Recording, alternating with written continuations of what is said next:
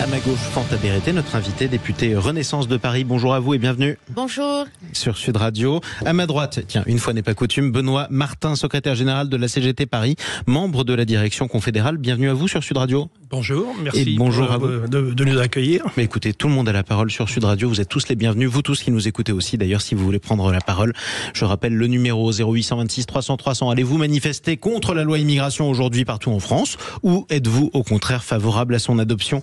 On peut en parler avec vous, évidemment. Fanta Berete, avant de revenir sur cette loi immigration, c'était une des informations de la nuit. Mediapart qui fait de nouvelles révélations contre la ministre de l'Éducation nationale, des Sports et des Jeux Olympiques, Amélie Oudéa-Castéra. Son fils aurait profité en quelque sorte, avec d'autres élèves, d'une combine du lycée Stanislas pour favoriser son intégration dans la classe préparatoire de Stanislas. Est-ce qu'elle doit démissionner ou pas ?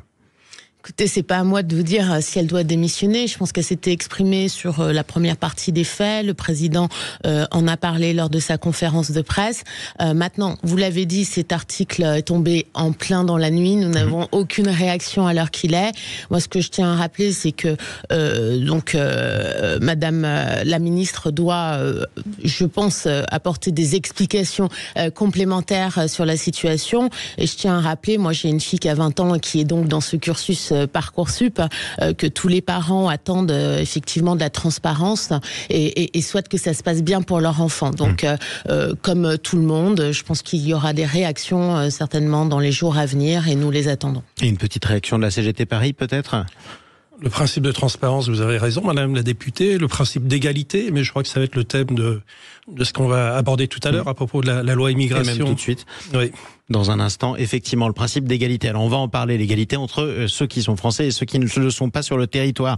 Cette loi immigration qui a été adoptée par le Parlement, certes dans la douleur, et qui déclenche des manifestations un peu partout en France, après une première vague de manifestations dimanche dernier, il faut bien le dire. Est-ce que vous comprenez, Fanta Berete, l'hostilité de la gauche envers cette loi ?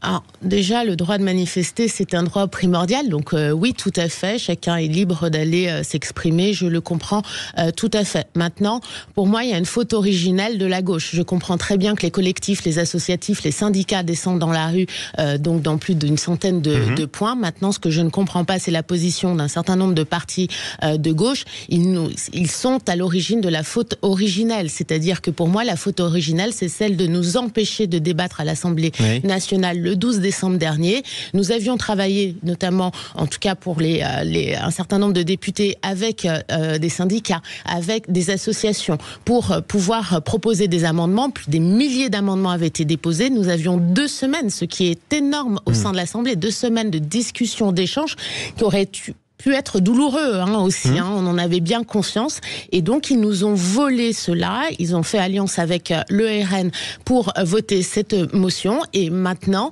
quelques semaines après, ils descendent dans la rue pour dire que ce n'est pas normal et demander au président de la République de ne pas promulguer cette loi. C'est inadmissible, et leur rôle c'était de voter cette loi, et ce n'est pas de faire du buzz chaque semaine. Vous êtes en train de dire que cette loi est trop dure aux yeux de la gauche parce que vous avez dû faire un accord avec la droite sénatoriale et que donc la loi est plus dure que celle que vous auriez proposée au début. En tout cas, pour moi, la loi est plus dure que celle qui avait été proposée initialement. Maintenant, on attendait. Oui, je l'ai voté quand même parce que pour moi, il y avait des points importants concernant la régularisation des travailleurs sans papier, concernant le fait qu'on ne touche pas à l'AME parce que même si on va devoir y retravailler, pour l'instant, on n'y touche pas, et concernant aussi les mineurs dans les CRA. Donc, c'était important. Donc, pour ceux qui disent qu'on glisse sur l'idéologie du Rassemblement national, je ne suis pas d'accord avec cela. Eh bien, on va voir si votre contradicteur vous le reproche justement, Benoît Martin pour la CGT Paris. Qu'est-ce que vous reprochez à cette loi concrètement ? Eh bien, Madame Le Pen a dit elle-même que c'était une victoire idéologique de son camp, de son parti. J'ai bien peur qu'elle ait raison. On rappelle que le Rassemblement national a fini par voter la loi après avoir voté au début la motion de rejet de cette loi qui a empêché le débat parlementaire. Exactement. Donc il y a eu un glissement pendant cette session, pendant ces débats parlementaires. Effectivement, le RN a fini par voter avec la droite et avec la Macronie. Donc c'est un réel problème, c'est un gros problème politique. 201 personnalités appellent à manifester un peu partout aujourd'hui en France. Il y aura 164 rassemblements, 164 marches. Je serai à Paris à côté de Sophie Binet, mais aussi à côté de Jacques Toubon.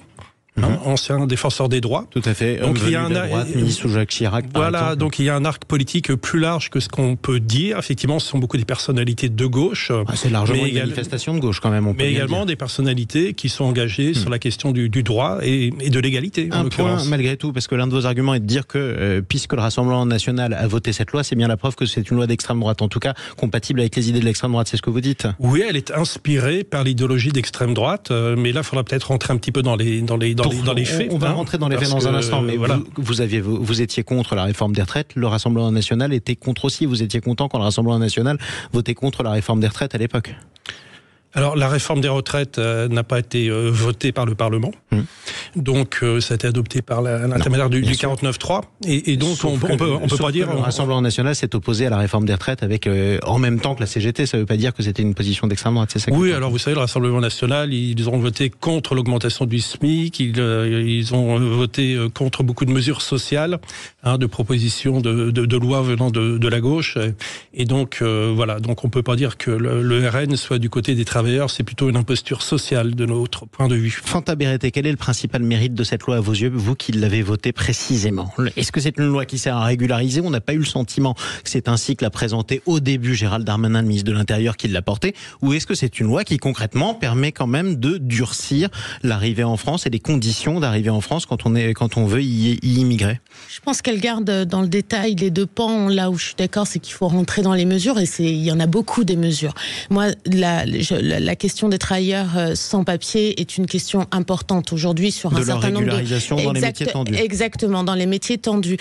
Aujourd'hui, sur les chantiers, dans nos restaurants, nous avons donc des personnes qui travaillent tous les jours, qui se lèvent très tôt et qui vont charbonner, comme on dit, et ce n'est pas facile. Ils sont empêchés dans leur vie. Parce qu'ils ne peuvent pas se déclarer auprès de l'administration. Cette loi va le permettre, même si effectivement la préfecture garde un droit de regard. Mais moi, je me sens beaucoup plus à l'aise aujourd'hui, à savoir que des gens que je connais d'ailleurs et qui travaillent dans ces conditions vont pouvoir faire le premier pas. Alors effectivement, ce n'est pas parfait, ce n'est pas comme nous aurions voulu le dessiner, mais c'est déjà une avancée. Et vous savez, quand vous êtes sans papier et que vous travaillez dans ces conditions, vous êtes dans la misère totale au niveau du logement, au niveau d'un certain nombre de vos droits. Donc il était important d'avancer sur ce cas-là. Et deuxième point, sur la question des mineurs isolés, ce n'est pas une idéologie de droite. Le Rassemblement national n'en voulait pas. Ils ont dû faire avec. Sur la régularisation, ils n'en voulaient pas. Ils ont dû faire avec. Sur l'AME, ils voulaient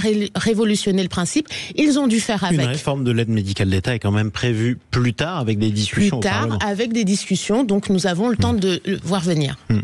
Monsieur Martin? Alors, supprimer l'AME serait une véritable bombe sanitaire. Il n'est pas... Ça, c'est le prochain dossier, si vous voulez. Oui. On en débattra si jamais ça se Parlons des travailleurs sans papier, par exemple. Oui, parlons également d'eux et elles, nombreux à Paris, en région parisienne, mais pas seulement.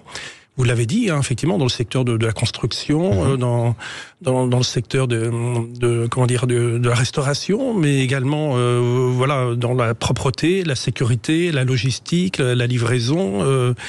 Dans l'aide à la personne aussi, les aides à domicile, le médical, le médico-social, le bout paramédical, beaucoup de travailleurs et travailleuses sans papier travaillent sur ces métiers essentiels et la société tient grâce à eux, grâce à elles, et donc nous sommes pour une régularisation systématique de tous les travailleurs et travailleuses sans papier. La loi permet d'en régulariser un certain nombre, c'est pas assez pour vous en fait? Alors les métiers en tension, attention, c'est pas si évident que ça. Un métier peut être en tension et une conjoncture peut évoluer et transformer des travailleurs régularisés, et après ça peut évoluer. Besoin de bras, par exemple, il y a un certain nombre d'autres métiers qui en ont besoin. Concrètement, en quoi cette loi est injuste pour vous? Pas seulement parce qu'elle régularise pas assez, je suppose.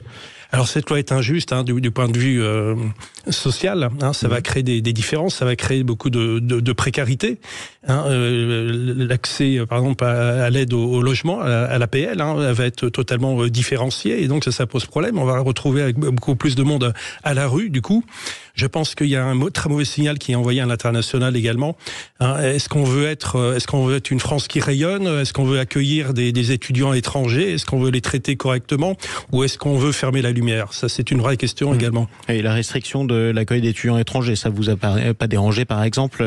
Sur cette restriction, la question, c'est celle de la caution. Sur la caution, la ministre Retailleau s'est exprimée et donc a mentionné que c'était une caution qui serait remboursable et qui ne dépasserait pas les 50 €. Alors oui, ça m'a gêné, si je dois vous le dire franchement. Maintenant, donc moins de 50 €, je pense que c'est abordable pour une grande partie des étudiants qui doivent... C'est pas beaucoup plus cher qu'un visa dans la plupart des pays où on arrive. Exactement, qui doivent venir sur place. Et puis, comme sur les faits mentionnés, il y a également le travail du Conseil constitutionnel qui doit venir aussi, je pense, revenir sur un certain nombre de points sur lesquels... que le Conseil constitutionnel retoque une partie de la loi pour qu'elle vous convienne mieux? Même si je suis en train simplement de dire que le contexte à l'Assemblée nationale est celui que les Français ont souhaité de par leur vote et que chacune de nos institutions a un rôle à jouer et que le Conseil constitutionnel va devoir donner son avis. Effectivement, je pense qu'il y a rupture d'égalité sur certains points et c'est son rôle. Et le 25 janvier, j'espère que nous pourrons avancer sur un certain nombre de points. On y reviendra. En tout cas, dernière question pour vous, Benoît Martin. Est-ce qu'il y aura d'autres manifestations après celle d'aujourd'hui? Imaginons que le Conseil constitutionnel valide l'ensemble de la loi ou presque, qu'elle soit promulguée par le président de la République. Est-ce que vous continuerez le mouvement ou pas? Ah oui, nous allons continuer. Nous visons le retrait de cette loi. C'est une loi... voter avec l'extrême droite, c'est une honte pour notre pays. Ça va créer beaucoup de situations de précarité. Ça engendre de la haine. Écoutez, Madame la députée, nous vivons à Paris. C'est une ville cosmopolite. Il y a un vivre ensemble ici à Paris. Quel signal on envoie vis-à-vis des étrangers? C'est pas le cas non plus dans tous les quartiers de France. Il faut bien le dire aussi. C'est pas forcément la meilleure situation. Et Paris n'est pas forcément la France. Paris n'est pas la France, mais c'est un laboratoire extrêmement intéressant.